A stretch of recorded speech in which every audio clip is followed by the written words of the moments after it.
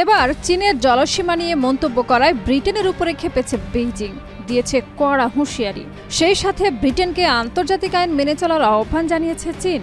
আশঙ্কা করা হচ্ছে চীন সাগর নিয়ে উত্তেজনা বৃদ্ধি আন্তর্জাতিক রাজনীতি এবং সামরিক সম্পর্কে প্রভাব ফেলতে পারে। কিন্তু কি এমন ঘটল যার কারণে ক্ষেপে গেল চীন? কি চলছে দুই দেশের মধ্যে?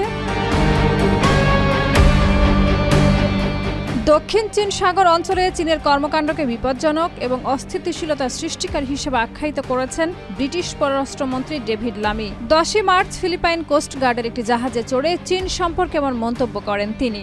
বেইজিং এই মন্তব্যের তীব্র প্রতিবাদ জানিয়ে চীন সাগরে ব্রিটেনের সামরিক কার্যক্রমে উদ্বেগ প্রকাশ করেছে। চীনের পররাষ্ট্র মন্ত্রণালয় জানিয়েছে, ব্রিটেনের সামরিক নৌবাহিনী চীনের সার্বভৌমত্বের প্রতি হস্তক্ষেপ করার মাধ্যমে উত্তেজনা ছড়াচ্ছে।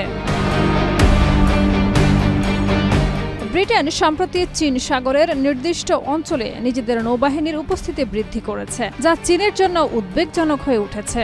বিশেষজ্ঞরা মনে করেন, ব্রিটেনের এ ধরনের কর্মকাণ্ড চীনের জন্য একটি গুরুতর চ্যালেঞ্জ হিসেবে দেখা দিতে পারে, বিশেষ করে চীনের নৌ অঞ্চলে নিরাপত্তা নিয়ে। চীন বলেছে, তারা তাদের জাতীয় নিরাপত্তা রক্ষা করতে কঠোর পদক্ষেপ নেবে।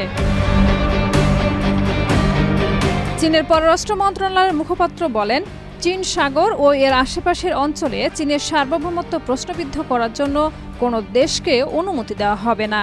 ব্রিটেনের এ ধরনের উস্কানিমূলক কার্যক্রম শুধু অঞ্চলীয় শান্তি ও স্থিতিশীলতা বিঘ্নিত করবে। তারা ব্রিটেনের কাছ থেকে স্পষ্ট ব্যাখ্যা চেয়েছে এবং সতর্ক করেছে যে চীন আন্তর্জাতিক সামরিক ও কূটনৈতিক মানদণ্ডে তাদের মর্যাদা রক্ষায় সব ধরনের পদক্ষেপ নেবে।